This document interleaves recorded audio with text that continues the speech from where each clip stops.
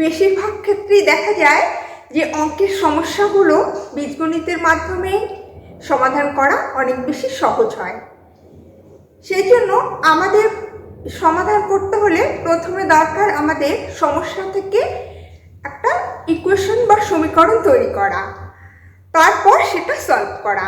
তাহলে প্রথমে আমাদের শিখতে হবে ইকুয়েশন তৈরি করা। তাহলে কিভাবে আমরা ইকুয়েশন তৈরি করব?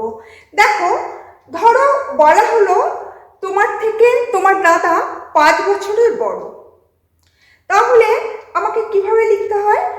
আমাকে লিখতে হয়, ধরি আমার বয়স x বছর, তাহলে দাদার আমার থেকে 5 বছরের বড়, বড় মানে বেশি তো, +5, তাহলে দাদার বয়স হলো x + 5।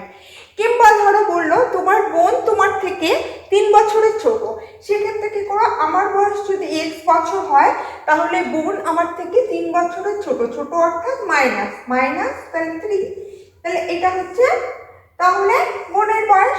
এইভাবে করা হয়। তাহলে এবার আমরা আসবো প্রশ্নের অঙ্কে।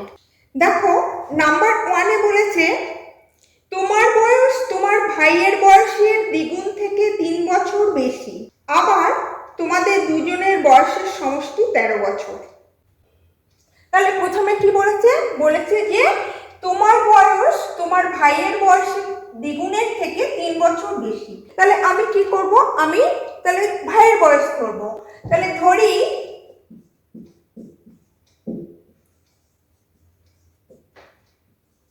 ভাইয়ের বয়স = x বছর। তাহলে কি বলেছে?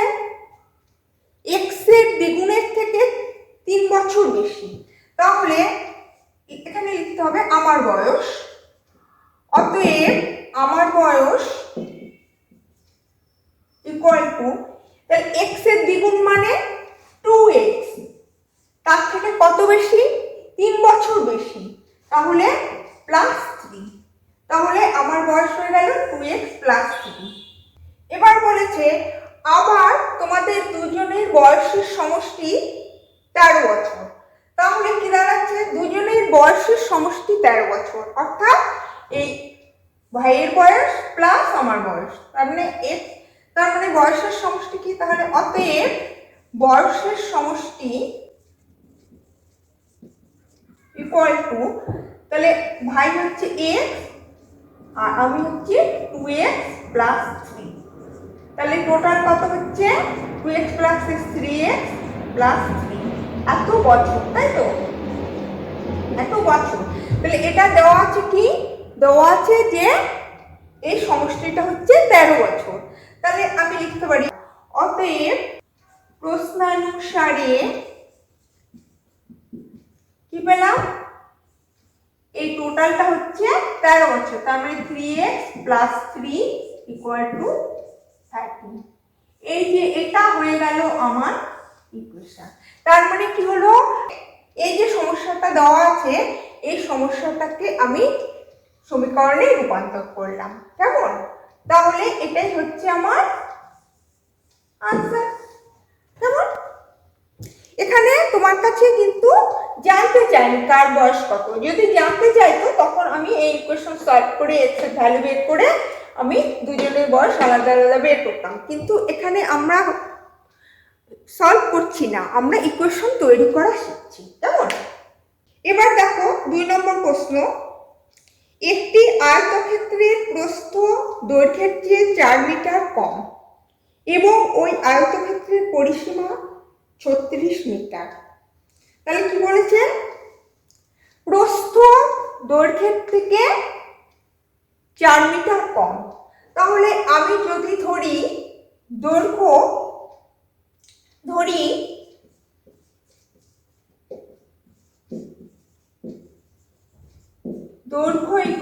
= x, তাহলে প্রস্থ কি? আচ্ছা, আয়তক্ষেত্র কেমন দেখতে? আয়তক্ষেত্র দেখতে এরকম তো, এদিকে হচ্ছে দৈর্ঘ্য আর এদিকে হচ্ছে প্রস্থ।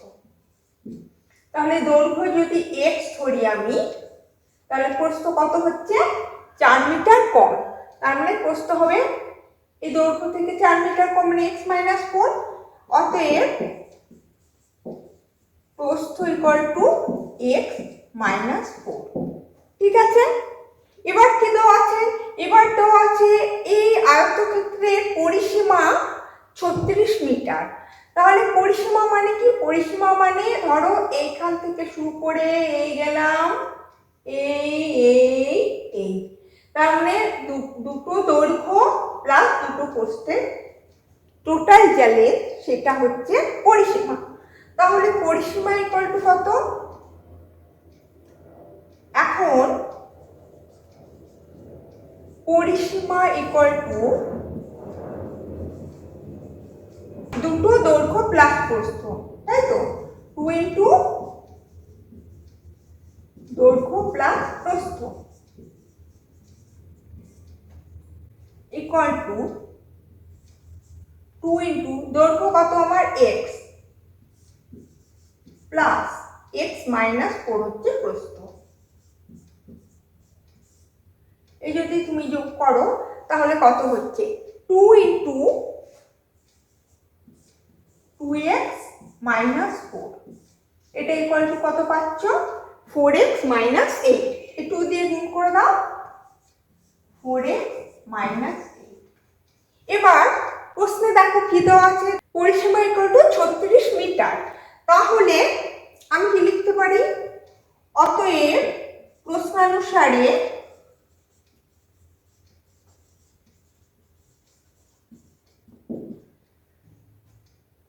এটা তো পরিসীমা, এটা পরিসীমা, তাহলে 4x মাইনাস 8 ইকুয়াল টু এখানে দেওয়া আছে 36 মিটার। এই তাহলে এটা হয়ে গেল আমার নির্ণেয় ইকুয়েশন বা নির্ণেয় সমীকরণ। তাহলে দেখা গেল কিভাবে আমি সমীকরণ তৈরি করলাম, বুঝতে পেরেছো? এবার আসবো 3 নম্বর অঙ্কে। 3 নম্বর অঙ্কে বলেছে বর্তমানে রবি ও মিথুনের বয়সের সমষ্টি 31 বছর। 3 বছর আগে রবির বয়স মিথুনের বয়সের 4 গুণ ছিল। তাহলে আমরা নিচ থেকে শুরু করি। 3 বছর আগে রবির বয়স মিথুনের বয়সের 4 গুণ ছিল। তার মানে 3 বছর আগে, দেখো 3 বছর আগে ধরি মিথুনের বয়স ছিল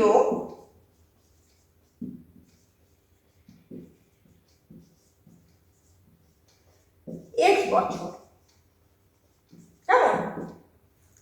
তাহলে রবির বয়স কত ছিল? মিথুনের বয়সের 4 গুণ। অতএব 3 বছর আগে রবির বয়স ছিল x এর 4 গুণ মানে 4 ইন্টু x মানে 4x বছর। তাহলে এখন ওদের বয়স কত? তাহলে এখন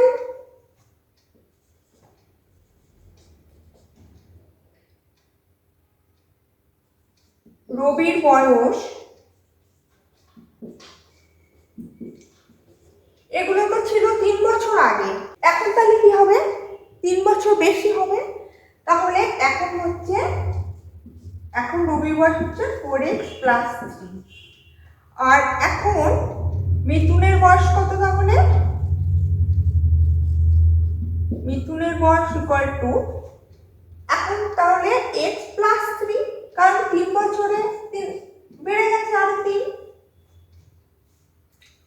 তাহলে ওদের বর্তমান বয়সের সমষ্টি কত হচ্ছে? অতএব এখন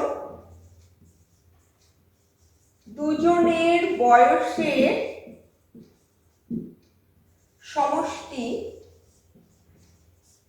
ইকুয়াল টু কত হচ্ছে? এটা প্লাস এটা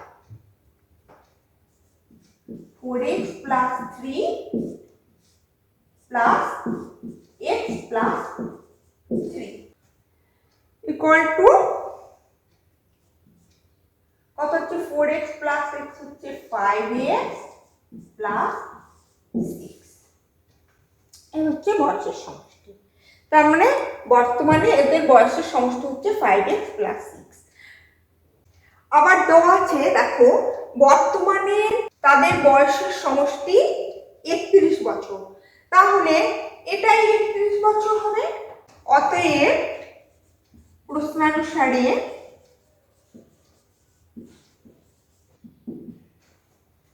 কি দাঁড়াচ্ছে তাহলে, এই 5x + 6 = 31।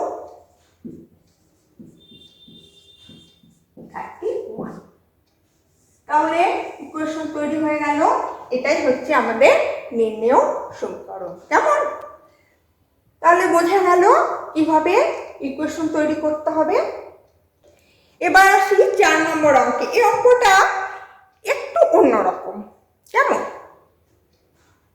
একটি সমকোণী ত্রিভুজের উচ্চতা তার ভূমির থেকে 7 সেন্টিমিটার কম এবং অতিভুজের দৈর্ঘ্য 13 সেন্টিমিটার।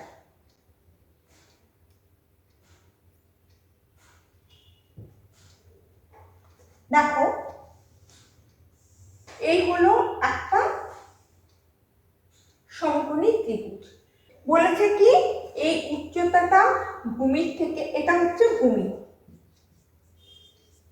আর এটা হচ্ছে উচ্চতা।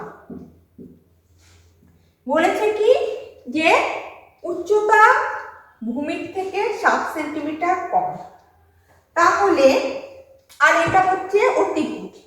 অতিভুজের দৈর্ঘ্য দেওয়া আছে 13 সেন্টিমিটার। কেমন? এবার কি বলেছে, তাহলে ভূমির থেকে 7 সেন্টিমিটার কম, তাহলে আমি ভূমি কত ধরে নিই। তাহলে আমি এখানে লিখছি, দেখো ধরি ভূমি = x, অতএব ত্রিভুজের উচ্চতা = x - 7, কারণ বলেছে 7 সেন্টিমিটার কম, তাহলে x - 7 হলো। এবার দেখো, এবার অতিভুজ দেওয়া আছে। আমরা পিথাগোরাসের সূত্র থেকে আমরা জানতে পারি যে এই যে ত্রিভুজের, সমকোণী ত্রিভুজের 3টে বাহুর মধ্যে একটা সম্পর্ক আছে, সেটা হচ্ছে এই ভূমি স্কয়ার প্লাস উচ্চতা স্কয়ার = এটা স্কয়ার। তার মানে কি ভূমি কি আমার x। তাহলে পিথাগোরাসের সূত্র অনুযায়ী, তাহলে আমি এখানে লিখছি পিথাগোরাসের সূত্র থেকে পাই, কি পাই, ভূমি স্কয়ার প্লাস উচ্চতা স্কয়ার। তার মানে ভূমি কি x, তার মানে x স্কয়ার প্লাস উচ্চতা স্কয়ার মানে x - 7 স্কয়ার। এটা = কি পাই আমি, অতিভুজ স্কয়ার। তাহলে এখানে অতিভুজ কত, 13 সেন্টিমিটার, তার মানে 13 স্কয়ার। তাহলে এটাই হচ্ছে ইকুয়েশন তৈরি হয়ে গেল, এটাই आंसर। কেমন? তাহলে তোমরা বুঝতে পেরেছো কিভাবে ইকুয়েশন তৈরি করতে হবে। প্রথমে তোমাদের শিখতে হবে ইকুয়েশন তৈরি করা, তারপর সলভ করে তোমরা ইকুয়েশন থেকে তোমরা উত্তর বের করতে পারবে। তাহলে আজ এই পর্যন্তই, আবার দেখা হবে পরবর্তী ভিডিওতে।